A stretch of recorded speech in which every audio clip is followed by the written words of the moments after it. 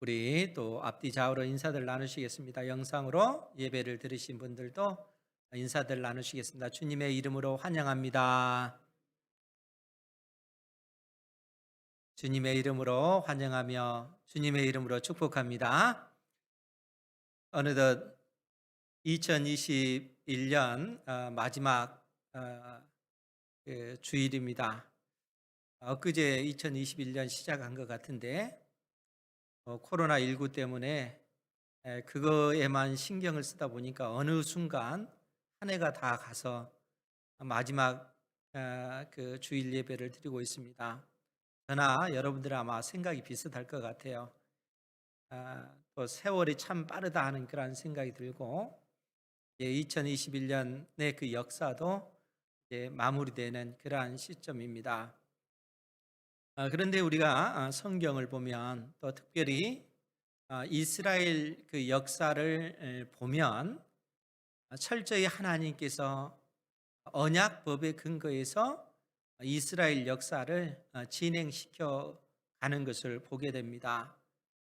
그러니까 이스라엘 역사가 어떻게 진행되어지는가라고 했을 때는 철저히 언약법, 하나님의 말씀이 기준이 되어서, 말씀이 근거가 되어서 역사의 방향이 바뀌어지더라 하는 것이죠. 그러면 하나님의 그 말씀, 하나님의 그 언약법이 뭔가라고 했을 때 하나님과 맺은 그 언약, 그 말씀에 순종했을 때 너희들이 복을 받을 것이다. 나가도 복을 받고 들어가도 복을 받을 것이다. 그러나 하나님과 맺은 이 언약을 파기했을 때 언약적 그 심판이 이스라엘 역사 가운데 나타나게 될 거라는 거예요. 그래서 이스라엘 역사가 진행되어지는 그 과정을 보면 하나님의 말씀에 순종했을 때 하나님께서는 이스라엘 나라를 강성하게 하셨고 주변의 그 이방 나라들은 약하게 그렇게 만드셨습니다. 그런데 반대로 이스라엘 백성들이 하나님 앞에 범죄했을 때 하나님과 맺은 언약을 파기하고 하나님의 말씀에 불순종했을 때 이스라엘 나라는 급속도로 약해지도록 만드셨고 주변 나라를 강하게 만드셔서 이스라엘 백성들을 심판하시는 그러한 모습을 볼 수가 있다는 거예요. 그것이 이제 이스라엘 역사 가운데 하나님께서 일하신 방식입니다. 그런데 사랑하는 성도 여러분, 우리 하나님은 어제나 오늘이나 동일하신 하나님이십니다. 동일한 방식으로 인생들을 다스리고 계시고 동일한 방식으로 나라와 민족을 통치해 가시는 하나님이시라는 거예요. 그래서 하나님께서는 그분의 뜻 안에서 한 나라를 일으켜 세우시기도 하고 한 나라를 심판하시기도 하시는 그런 하나님이신 것을 성경을 통해서 우리에게 명확하게 가르쳐 주고 계시는 것입니다. 더더구나 하나님께서 호세아 선지자를 통해서 북이스라엘의 멸망을 선포하시는데 오늘 하나님께서 왜 북이스라엘이 멸망당할 수밖에 없는가 하는 그 이유를 명확하게 우리에게 제시해 주고 계시다는 것입니다. 우리가 9절 말씀부터 봤는데 우리 호세아서 10장 9절 말씀에 보면 이스라엘아 내가 기브아 시대로부터 범죄하더니 지금까지 죄를 짓는구나. 그러니 범죄한 자손들에 대한 전쟁이 어찌 기브아에서 일어나지 않겠느냐. 그러니까 하나님께서 지금 북이스라엘의 멸망을 호세아 선지자를 통해서 심판 멸망의 그 말씀을 증거케 하시면서 하신 말씀이 이스라엘 백성들이 기브아 시대 때부터 범죄하더니 지금까지 여전히 범죄하고 있다라고 이렇게 선언하고 있다는 거예요. 여러분 그러면 기브아 시대가 어느 시대였습니까? 우리가 사사기 19장에서 21장의 말씀에 그 내용이 나오잖아요. 그러니까 사사 시대가 하나님 앞에 심판을 받을 수밖에 없는 그 이유를 하나님께서 말씀하시면서 그 마지막에 기브아 시대 때의 그 사건을 언급해 놓고 있습니다. 그러니까 사사 시대 때 이스라엘 백성들이 심판받을 수밖에 없었던 그 이유가 뭔가 하면 그들 속에 이런 죄 때문에 그들이 멸망당할 수밖에 없다는 것입니다. 그러면서 기브아 시대의 그 사건을 언급하는데 어떤 내용이었습니까? 그것은 에브라임 산지에 있는 한 레위 사람이 자기의 그 첩이 유다 땅 베들레헴에 있는 것입니다. 그래서 이 첩을 데리고 다시 에브라임 산지로 가는 도중에 해가 저문 것입니다. 그래서 그들이 간 곳이 어디냐면 기브아 성읍에서 하룻밤을 묵기 위해서 한 노인의 집에 그들이 유숙하게 된 것입니다. 그런데 문제는 뭐냐면 이 기브아에 불량배들, 아주 못된 그런 생각을 가지고 있는 이 청년들이 이 노인에게 찾아와서 그 레위 사람을 우리에게 내어놔라, 우리가 그와 상관하리라. 그러니까 이 청년들이 그 레위 사람과 우리가 동성연애하겠다, 그 얘기입니다. 그러니까 이러한 어떤 그 상황 속에서 이 노인이 이 레위 사람을 내놓지 않습니다. 그러다가 어떻게 되어서 결국 이 레위인의 그 첩이 이 남자들에게 끌려가게 됐는데 온밤 내내 이 여인이 폭행을 당한 것이, 성폭행을 당한 것이죠. 그리고 나서 아침에 이 여인이 죽었다는 거예요. 그러니까 이러한 어떤 그 폐역한 일이 이 베냐민 지파 안에 있는 이 기브아 성읍에서 이러한 폐역한 일이 벌어진 것입니다. 이로 인해서 이스라엘 지파들이 분노를 하는 것이죠. 그래서 11지파가 이 청년들을 심판하기 위해서 군대를 보낸 것입니다. 11지파가 연합군이 형성이 돼서 이 베냐민 지파 사람들에게 기브아 성읍에 있는 이 불량한 이 청년들을 내놔라, 이렇게 얘기를 하는 겁니다. 그런데 베냐민 지파 사람들이 어떻게 합니까? 그들의 그 요구를 응하지 않는 거예요. 이 청년들을 보호를 하는 겁니다. 왜 그렇습니까? 자기 지파 사람들이기 때문에. 그런데 여러분 생각해 보십시오. 지금 이처럼 그 폐역한 그 악을 행한 그 사람들, 이 청년들이 하나님의 백성이라 불려지는 그 땅에서 이런 범죄를 하고 있다는 거예요. 그런데 이러한 죄를 범했으면은 그 시대가 어떻게 해야 되겠습니까? 그 시대가 이 청년들을 징계를 해야 되겠죠. 그 베냐민 지파 사람들이 이 청년들의 죄를 묻고 그들을 심판해야 되는 것이죠. 그것이 공의의 그 하나님께서 내신 공의의 공의로운 그 백성의 그 모습이기 때문에 그렇습니다. 여러분, 공의라고 하는 것이 무엇입니까? 범죄하면, 죄를 지면 거기에 따라서 심판을 받는 것이 공의입니다. 선을 행하면 거기에 따라서 상을 받는 것이 공의인 것이죠. 이거는 그 예외가 없습니다. 부자인 사람, 권력이 있는 사람들은 봐주고 가난한 사람은 봐주지 않고 하는 그런 얘기가 아니죠. 공의로운 사회는 이 부자든 가난한 사람이든 지식이 있는 사람이든 그렇지 못한 사람들은 이든 간에 공평하게 모든 사람들이 그 법에 적용이 되어져야 됩니다. 그러한 사회가 건강한 사회인 것이죠.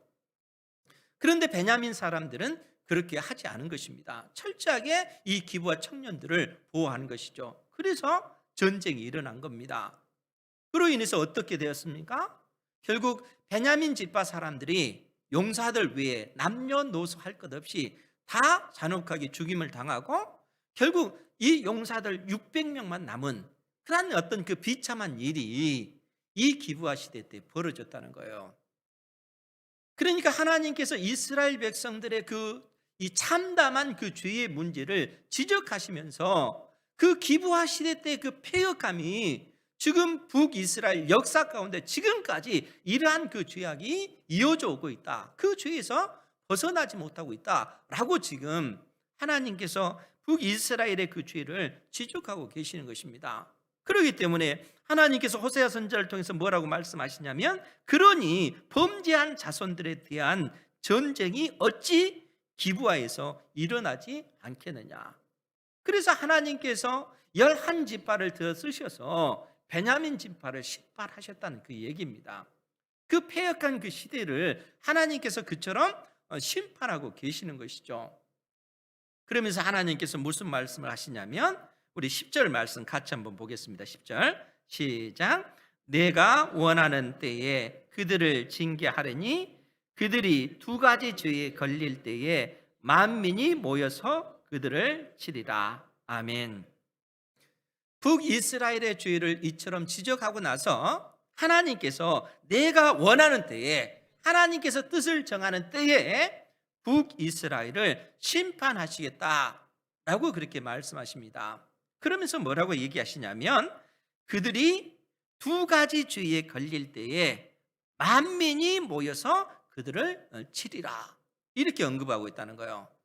이스라엘 백성들이 두 가지 죄에 걸릴 때, 그래서 이 두 가지 죄가 뭔가라고 했을 때 이 부분이 참 해석하기에 난해한 그런 부분이기도 합니다. 그런데 이 두 가지 죄가 뭔가라고 했을 때 지금 하나님께서는 이스라엘 백성들의 그 죄의 문제, 그러니까 이스라엘 역사 가운데 그들이 끊임없이 하나님 앞에 반역하고 반역한 범죄한 그 역사를 그들이 가지고 있다는 거예요. 기브아 시대 때부터 지금까지 그들은 여전히 이러한 죄악에서 벗어나지 않고 있다라는 그런 의미로서 두 가지 죄를 언급한 것으로 보여진다 하는 거예요. 그러니까 이스라엘 백성들은 처음부터 끝까지 하나님 앞에 범죄한 그러한 어떤 죄악된 그 역사를 가지고 있다는 거예요. 기브아 시대 때부터 지금까지 그들이 범죄하고 있다는 거예요. 그러면 여러분 생각해 보십시오. 기브아 시대 때는 그들이 어떤 동성애를 하고 또 그러한 어떤 동성애를 하는 그러한 어떤 사회임에도 불구하고 그것이 악하다, 이렇게 그것에 대해서 책망하거나 그것에 대해서 하나님의 어떤 그 진노의 심판이 임할 것이다 하는 그런 말씀이 주어지지 않는 그러한 어떤 시대였잖아요. 그런데 지금 북이스라엘 역사 가운데 지금 여로보암 2세 당대 호세아 선지자 당시에도 이러한 죄가 만연되어져 있다는 거예요. 그러면 그들의 죄는 무엇입니까? 그들은 하나님 대신에 바알을 섬기고 있잖아요. 바알이 하나님이다, 여호와가 하나님이 아니라 바알이 바로 하나님이다, 이렇게 그들은 그 주장하면서 바알을 하나님으로 그렇게 예비하면서 섬기잖아요. 그것뿐입니까?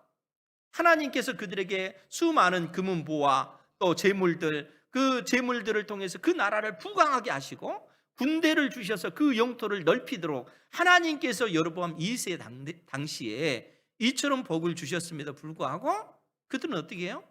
오히려 그들은 그러한 물질을 준 것, 그러한 은혜를 준 것, 그런 재물을 준 것, 하나님이 아니라 바알이 우리에게 이러한 재물을 줬다, 영광을 바알에게 돌리지 않습니까? 그리고 그러한 재물을 오히려 사용해서 바알을 더더욱 아름답게 그 제단을 꾸미기 위해서 쓰는 이러한 악을 자행하고 있더라는 거예요.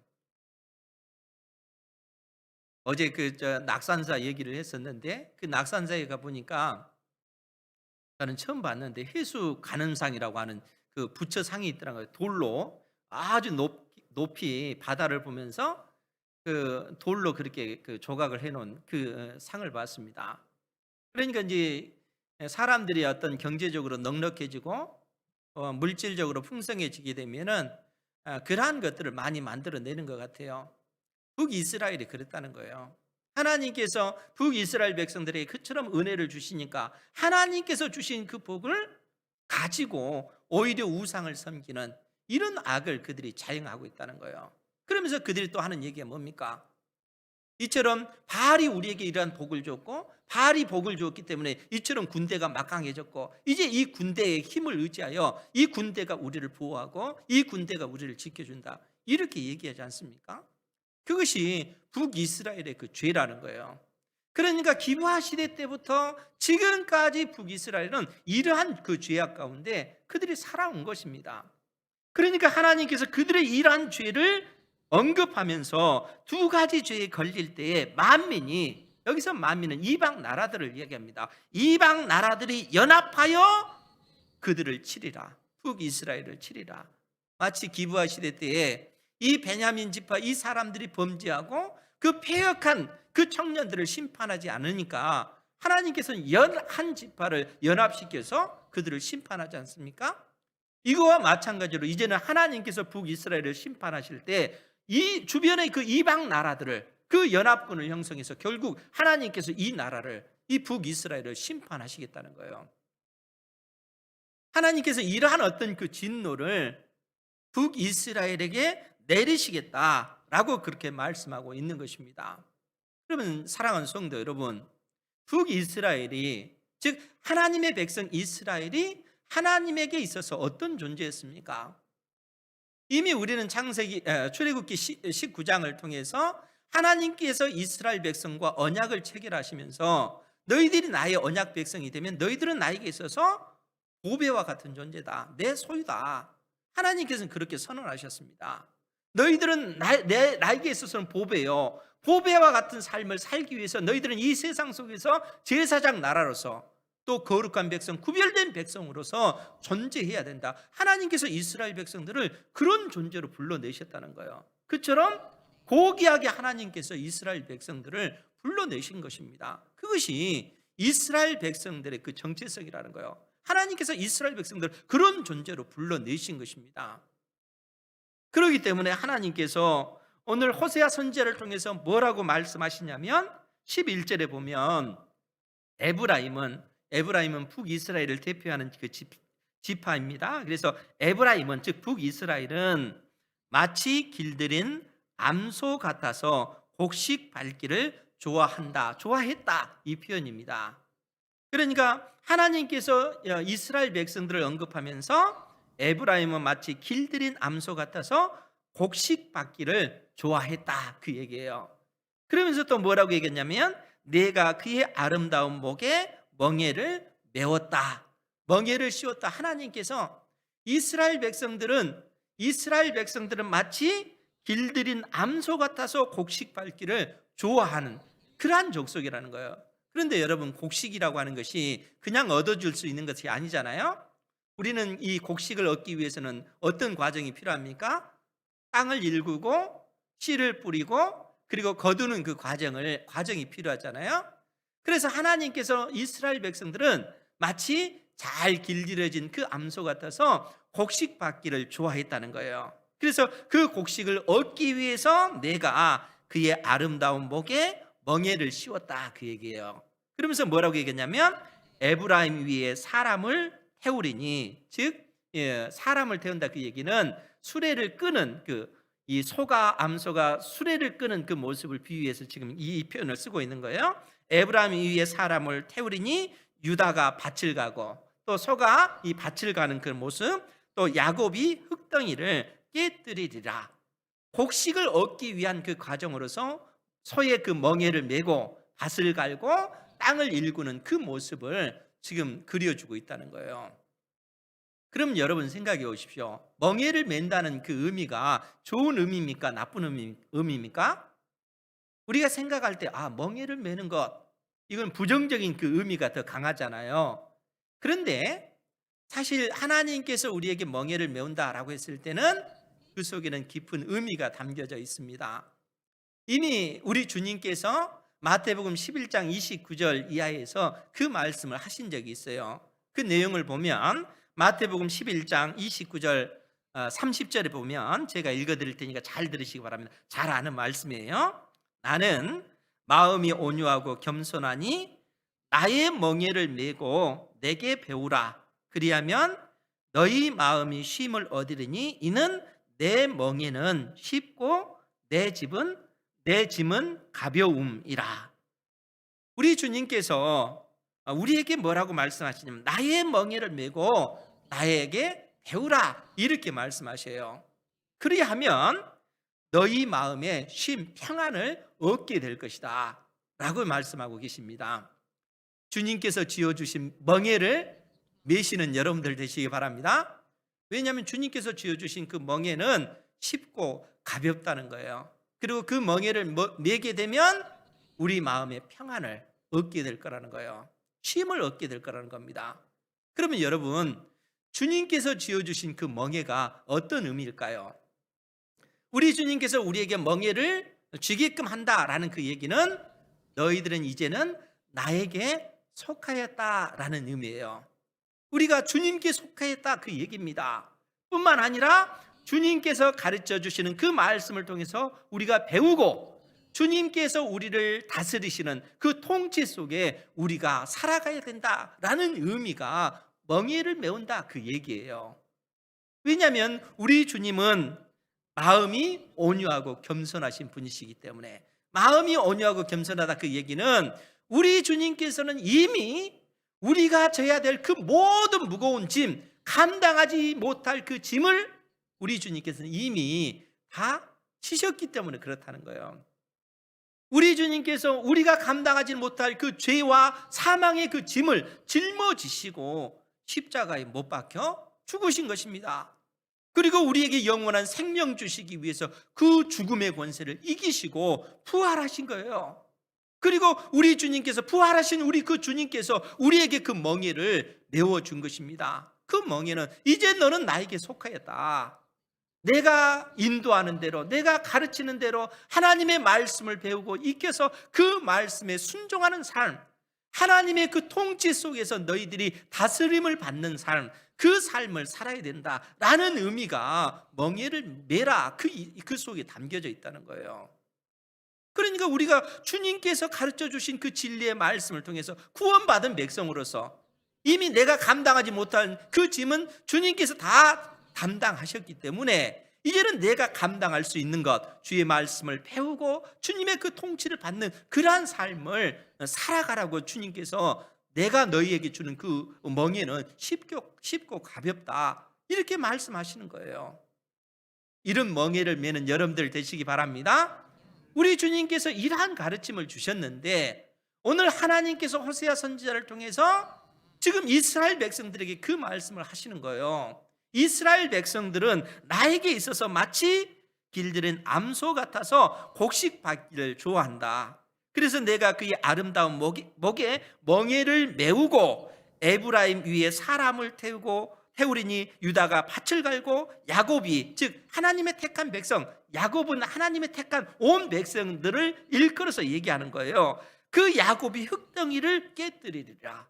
왜냐하면 그 밭을 일궈서 그 밭에 공의의 씨앗을 우리가 심어야 되기 때문에 그렇다는 거예요. 하나님의 그 말씀을 배우고 그 말씀의 근거에서 하나님께서 우리에게 주신 말씀에 따라서 순종하는 삶, 하나님의 그 공의를 이 땅에 심어서 이 공의가 심겨지고 나중엔 자라서 인의 그 열매를 맺도록 하기 위해서 하나님께서 우리에게, 이스라엘 백성들에게 그 멍에를 메워주신 것입니다. 그래서 12절에 뭐라고 얘기합니까? 우리가 잘 아는 말씀 아닙니까? 우리 함께 한번 볼까요? 12절 시작. 너희가 자기를 위하여 공의를 심고 인애를 거두라. 너희 묵은 땅을 기경하라. 지금이 곧 여호와를 찾을 때니 마침내 여호와께서 오사 공의를 비처럼 너희에게 내리시리라. 아멘.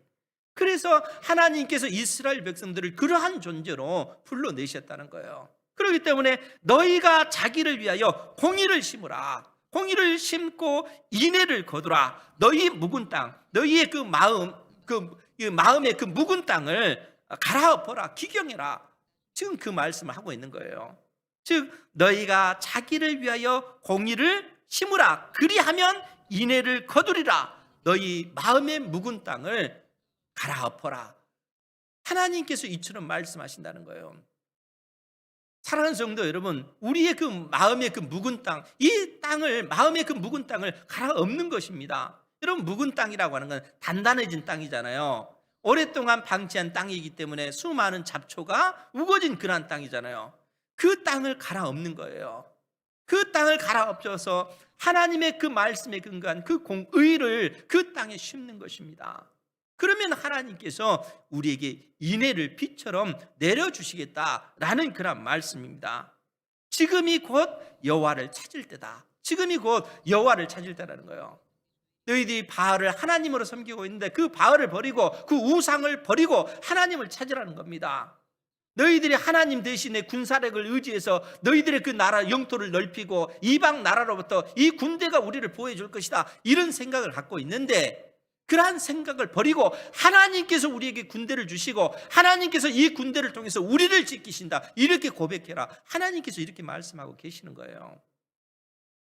사랑하는 성도 여러분, 우리의 삶은 누가 보장을 해줍니까? 우리 하나님께서 보장해 주시잖아요. 그런데 우리 눈에 보이는 현실은 뭡니까? 이 땅에 돈이 있어야 우리의 어떤 삶이 보장이 되잖아요. 하나님께서는 돈을 싫어하신 분이 아니세요? 우리에게 돈이 있어야 될 것을 하나님께서 아신다는 거예요. 여러분들에게 건강이 있어야 될 것 하나님께서는 아신다는 거예요. 건강이 최고에서 운동한다고 해서 그 건강이 보장이 됩니까? 그렇지 않다는 거예요. 하나님께서 나를 지켜주실 때 이 건강한 삶을, 이 운동을 통해서 하나님께서 내 몸이 더더욱 건강할 수 있도록 은혜를 베풀어 주심을 믿고 그렇게 살아가는 것입니다. 하나님의 은혜라는 거예요. 눈에 보이는 그 돈을 주시는 분은 하나님이시라는 거예요. 이 돈이 내 삶을 보장해 주는 것이 아니라 하나님께서 내 인생 가운데 이러한 재물을 주셔서 내 인생, 내 삶을 보장해 주시고 내 가정을 복되게 만드신다는 그 믿음의 그 고백이 우리에게 있어야 된다는 것이죠. 그 재물을 주는 것이 이 바알이 주는 게 아니라는 겁니다. 우리의 삶을 보장해 주는 것이 어떤 그 군사력에 있는 것이 아니라는 거예요. 나라가 부강해지는 그것에 있는 것이 아니라는 거예요. 부강케 하시는 그 하나님으로 인해서 우리의 삶이 보장되어진다는 것이죠. 하나님께서는 지금 북이스라엘 백성들을 향해서 그 사실을 지적하고 있는 거예요. 너희들의 그 불순종한 그 마음, 너희들의 그 묵은 땅, 잡초로 우거진 그 마음의 그 땅을 갈아엎어라. 그리고 하나님께 소망을 두라 라고 말씀하고 계십니다. 그러면 어떤 일이 벌어집니까? 하나님께 소망을 두게 되면 지금이 곧 여호와를 찾을 때니 마침내 여호와께서 오사 공의를 빛처럼 너희에게 내리시리라. 하나님의 공의를 우리에게 빛처럼 내리셔서 인애의 열매를 맺도록 하나님께서 만드시는 것입니다. 그러면 이 공의를 빛처럼 하나님께서 어떻게 내리시는 거예요? 우리의 인생이 우리의 그 죄의 문제를 해결할 수 있습니까? 할 수 없잖아요. 죄와 이 사망의 권세에서 우리가 벗어날 수 있습니까? 이 무거운 짐에서 벗어날 인생이 어디 있겠어요? 한 인생도 없는 것입니다. 그러나 우리 주님께서 이 땅에 오셔서 우리가 감당하지 못할 그 죄의 문제, 사망의 그 문제를 짊어지시고 십자가에 못 박혀 죽으셨습니다. 하나님께서 우리가 마땅히 져야 될 그 죄의 문제를 우리 주님에게 짊어주시고 우리 주님께서 우리의 모든 그 죄를 그 십자가에서 해결하심으로써 하나님의 그 공의를 만족시키셨다는 거예요. 그리고 이제는 누구든지 예수 그리스도를 믿기만 하면 하나님의 언약적 그 자비, 인애가 믿는 자 속에 임재하시는 것입니다. 하나님의 성령이 임하시고 우리가 하나님의 자녀로 살 수 있는 그 은혜를 하나님께서 베풀어 주신다는 거예요. 우리가 하나님께 소망을 두고 하나님을 찾으면 하나님께서 이처럼 놀라운 그 은혜를 택한 자녀들에게 부어주시는 것입니다. 이런 은혜를 사모하시는 여러분들 되시기 바랍니다. 우리가 하나님 앞에 그런 은혜를 누린 존재예요. 또한 진리의 성령께서 끊임없이 우리를 붙잡고 계시고 믿음의 삶을 살아갈 수 있도록 오늘도 우리를 격려하고 계시고 우리를 하나님의 사람으로 세워가 주시고 우리의 그 삶을 인도해 주고 계시다는 겁니다. 이런 은혜가 지금 우리에게 임한 것입니다. 하나님께서 호세아 선지자를 통해서 약속하시기를 여호와를 찾기만 하면 그 찾게 되면 마침내 여호와께서 오사 공의를 빛처럼 너희에게 내리시리라. 그리고 너희들이 이 땅에서 인애의 그 열매, 하나님의 자녀가 되는 그 의의 그 열매를 풍성히 맺게 될 것이다. 이렇게 말씀해 주고 있습니다. 이 얼마나 놀라운 은혜입니까?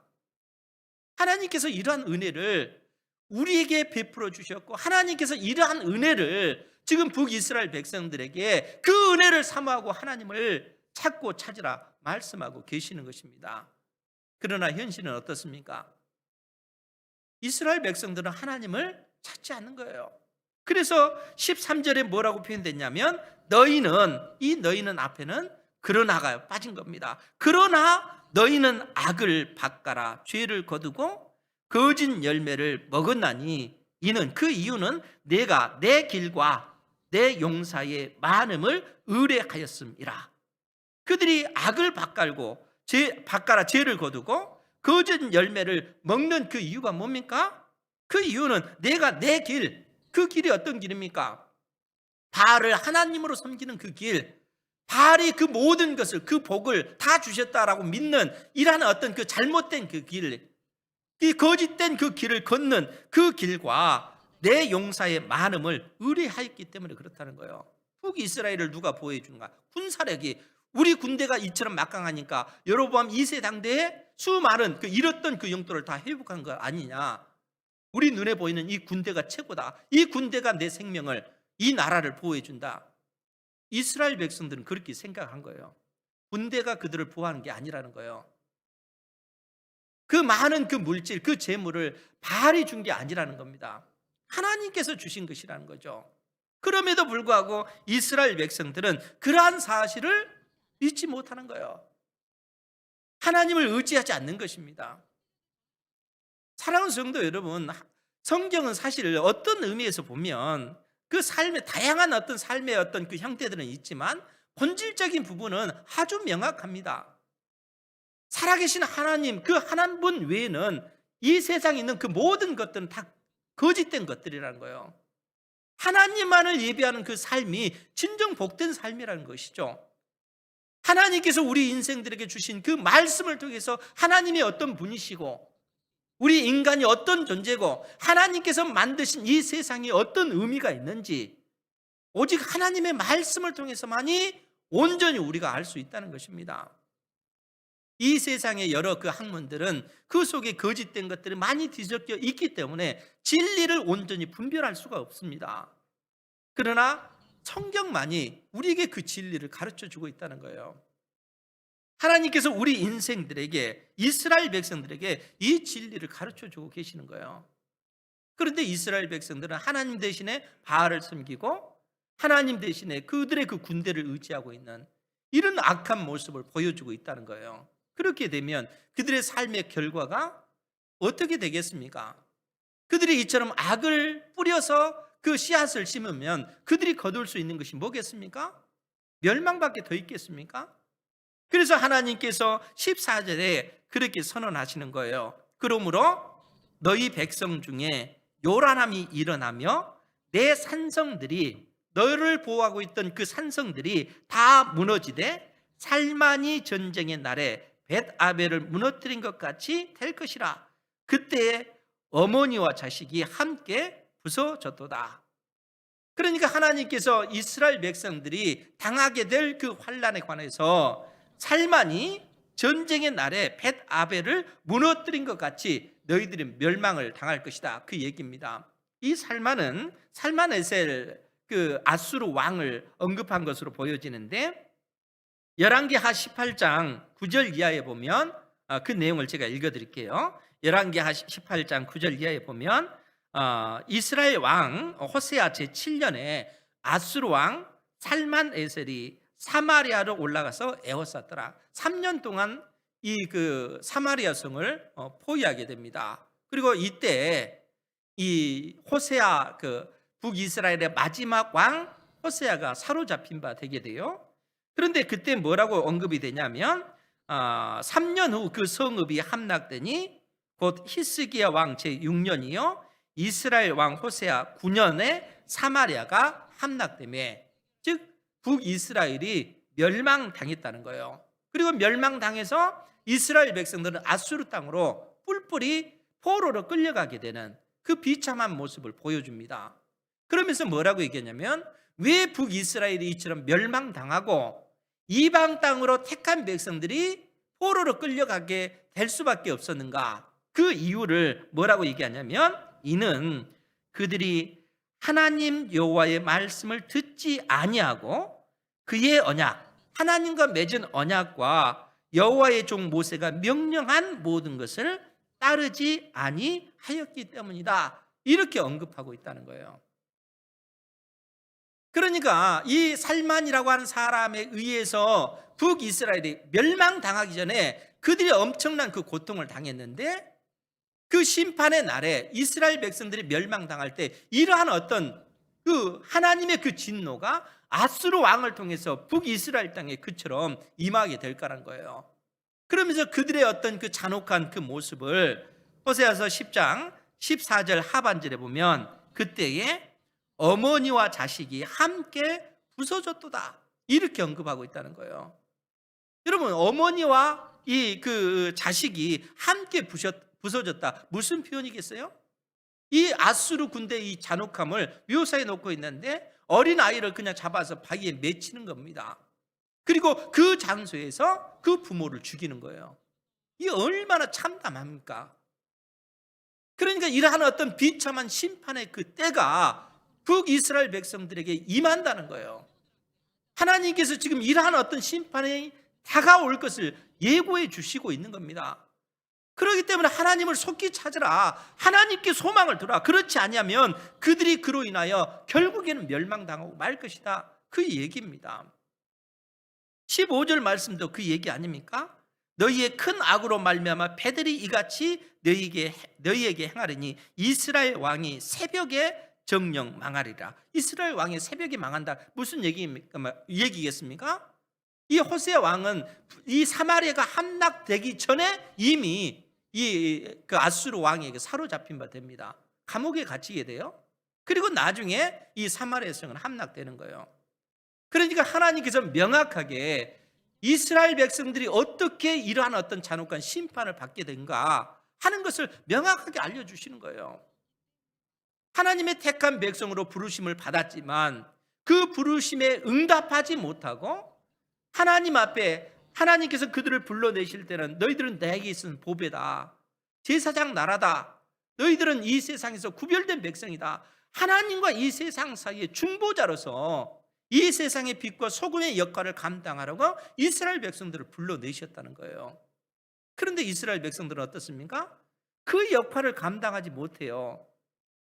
여러분, 소금이 맛을 잃어버리면 어떻게 된다고 했습니까? 맛을 잃어버린 그 소금 우리가 잘 알잖아요.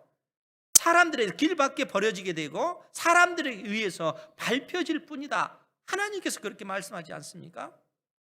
맛을 잃어버린 이 북이스라엘이 결국 이렇게 되어진다는 거예요. 하나님의 이러한 어떤 진노의 그 심판을 받을 수밖에 없는 이런 상황이 되어진 것입니다. 하나님께서는 이러한 어떤 과거 역사의 한 그 장면을 오늘 우리에게 말씀하신 이유가 뭐겠습니까? 하나님은 어제나 오늘이나 동일하신 하나님이시라는 거예요. 하나님께서는 동일한 방식으로 지금도 우리 인생들을 인도해 가고 계시고, 하나님께서는 동일한 방식으로 한 시대를 이끌어가고 계시고 한 나라를 일으켜 세우시기도 하고 그 나라를 하나님께서는 심판하시기도 하시는 하나님이시라는 거예요. 지금도 동일한 방식으로 택한 백성들을 인도해 가고 계시다는 겁니다. 그러면 우리가 어떻게 해야 되겠습니까? 우리의 그 묵은 땅을, 마치 그 묵은 땅을 기경하듯이 우리의 그 마음에 그 굳어진 그 마음, 하나님을 온전히 의지하지 않는 마음, 오히려 이 세상에 되어지는 그러한 일들로 인하여 두려워하고 하나님을 의지하지 않는 그 불신앙, 이러한 어떤 그 묵은 그 마음을 기경해야 되지 않겠습니까? 갈아엎어야 되지 않겠습니까? 코로나19로 인해서 온전히 하나님 앞에 서지 못하는 그 연약한 그 마음을 다시 다잡고 하나님 앞에 믿음의 그 씨앗을 다시 심어야 되지 않겠습니까? 생명의 주님, 나를 위해서 생명 바치신 우리 주님을 의지하여 하나님께 소망을 두고 나가야 되지 않겠습니까? 사랑하는 성도 여러분, 그 지나온 그 세월을 한번 보십시오. 2021년 금방 가잖아요. 2022년을 우리가 앞두고 있지만 2022년도 금방 지나갈 것입니다. 그러다 보면 우리가 이 세상을 떠날 날이 될 거예요. 그때 우리가 후회하면 무슨 의미가 있겠습니까? 지금 현재, 지금이 우리가 하나님을 찾을 때입니다. 지금 우리가 하나님 앞에 부르짖을 때입니다. 지금 하나님 앞에 은혜를 구할 때라는 거예요. 하나님께서는 호세아 선지자를 통해서 오늘 우리에게 이 말씀을 하고 계시는 겁니다. 다른 때가 아니라 지금 너희들이 하나님을 찾으라. 지금 하나님 앞에 부르짖으라. 지금 하나님께 소망을 두고 너의 인생의 그 길을 하나님께 그 방향을 맞춰라 라고 말씀하고 계십니다. 주님의 그 부르심에 응답하신 여러분 되시기 바랍니다. 그리하여 우리를 이 세상 속에서 불러내신 하나님의 뜻, 이 세상의 빛이요 그 소금으로서 그 본연의 사명을 감당하는 그러한 어떤 그 사명, 하나님께서 주신 이 사명을 넉넉히 감당하는 여러분들 자신들이 되시고 우리 은행교회가 되기를 주님의 이름으로 축원드립니다. 아멘. 기도하겠습니다. 거룩하신 아버지,